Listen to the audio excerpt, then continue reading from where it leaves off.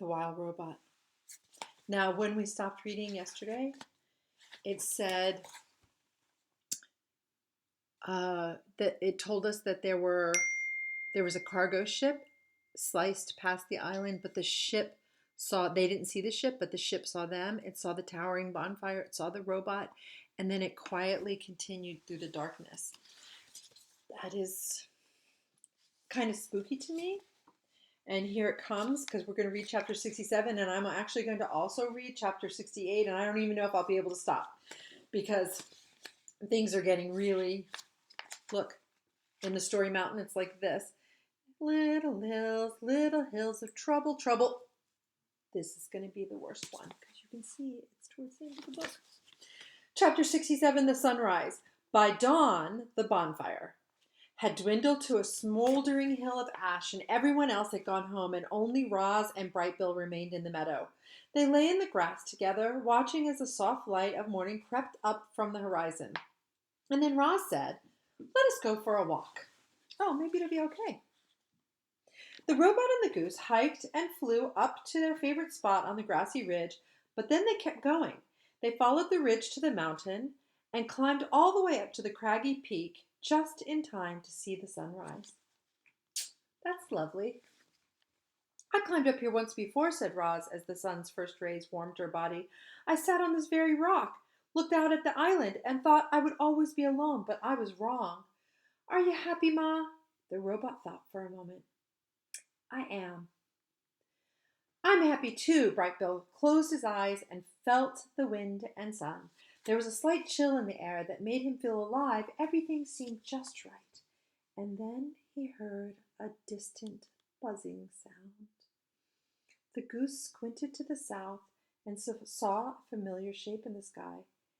He turned to his mother and said, "Ma, there's an airship flying this way." There's an airship flying this way. Chapter 68, The Ricos. The Ricos. The airship approached from the south. Now, in Peter Brown's story, the storms come from the north, and the human habitation comes from the south, because when the geese flew, they flew south, and that's when they found the humans and all the other robots, and the storms come from the north. So maybe this is okay. The airship approached from the south like some giant migratory bird, and the ship was a sleek white triangle with a single dark window facing forward. 3 identical robots stared out the window. So here's the,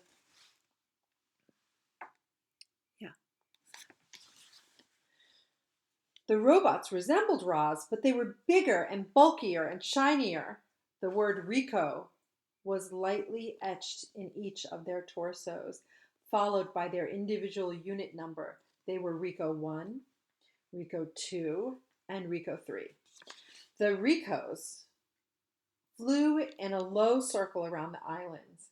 They saw a smoking hill of ash. They saw mysterious wooden domes. They saw 4 dead robots scattered across the shore. The airship hovered above the robot gravesite for a moment. Then it floated up over the island and lowered itself onto a small meadow at the foot of the mountain. The engines blasted air toward the ground, bending trees and tearing grass. And then the landing gear sank into the soil, and the engines powered down, and all was quiet. A door hummed open, and out stepped the Ricos. They took several long strides in the meadow and stopped. A shadowy figure was lurking at the forest edge.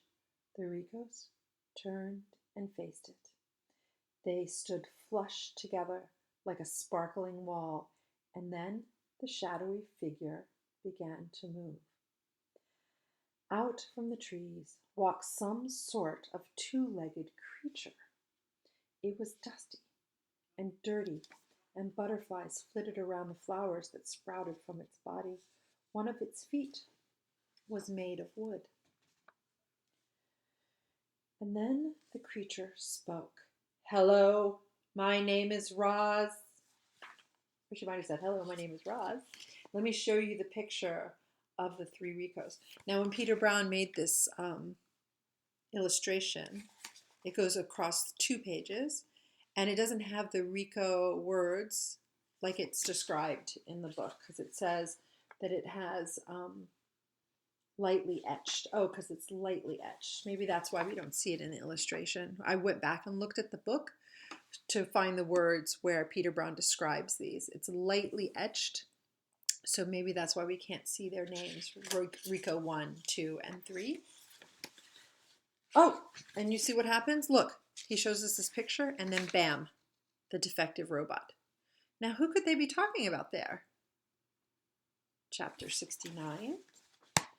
Hello, ROSM Unit 7134. We are the Ricos. We are here to retrieve all ROSM units. The cold, flat voice came from Rico 1. He and his partner stood absolutely still and kept their glowing eyes locked on their target. Now, when Peter Brown chooses to use those words, cold, flat voice, absolutely still, and keeping their glowing eyes locked on their target, we already know that this is different than anything else Roz has met. Anything, like, it's different because it feels a little bit dangerous. There are 4 others, said Roz, but they are dead. We have already located the remains of the other units, said Rico 1. We will collect them later. Now, come with us. The 3 Ricos motioned Roz to the airship, but she didn't move. Of course not. Where have you come from? She said. Oh, you know, when she was been here, she learned something. She learned to think for herself.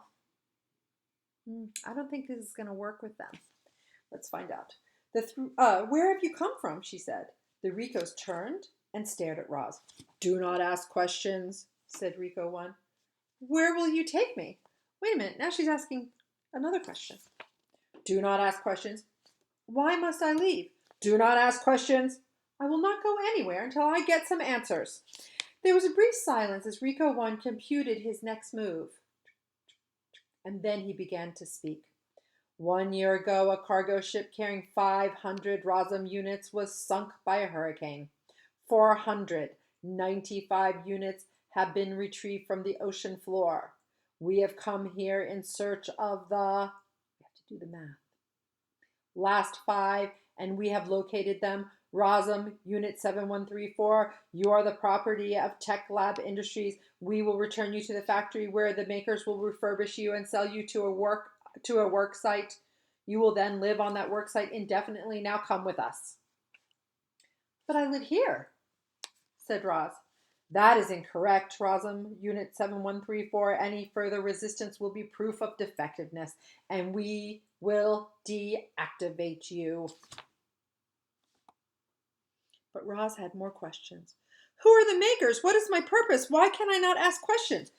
This unit is defective, said Rico 1 to his partners. Commence deactivation. In perfect unison, the Ricos stepped toward Roz. They raised their blocky hands, ready to restrain their target, ready to shut her down with the press of a button. But a loud squawk and a streak of feathers cut them off. We know who that is, because the same thing happened when Roz was in danger from the bears. Stay away from my mama! Brightbill swooped into the meadow and started hopping around, ready to defend his mother. The Ricos stopped and looked down at the goose. Of course they didn't understand his words. They heard only meaningless squawks. And then they heard their target squawking back to him. Brightbill, get out of here, said Roz in the language of the animals. These robots are dangerous. What do they want? They want to take me away. The Ricos stared at their target, trying to understand why she was exchanging noises with a goose. And then new noises began rising up. Rustling and shrieks echoed from the forest. Animals were gathering, and their wild voices called out to one another. Roz needs our help! Those robots want to take her away! We have to do something! The uproar in the forest grew louder and louder. The Ricos peered past Roz toward the mysterious noises, but saw only foliage. Suddenly, shadows swept across the meadow, and Bright Bill's flocks dove onto the Ricos, and the geese furiously flapped and pecked and flapped and pecked and wrapped their wings around the robot faces, clinging to the Ricos like feathery masks, distracting them, blinding them. Bright Bill turned to his mother. Run! Look, right there. Run! And the chapter ends? Oh no, I'm very reluctant to see this chapter, but we're going to have to read it. Next, the hunt begins. Who are they hunting? Who are the hunters? And who's getting hunted? We're going to have to find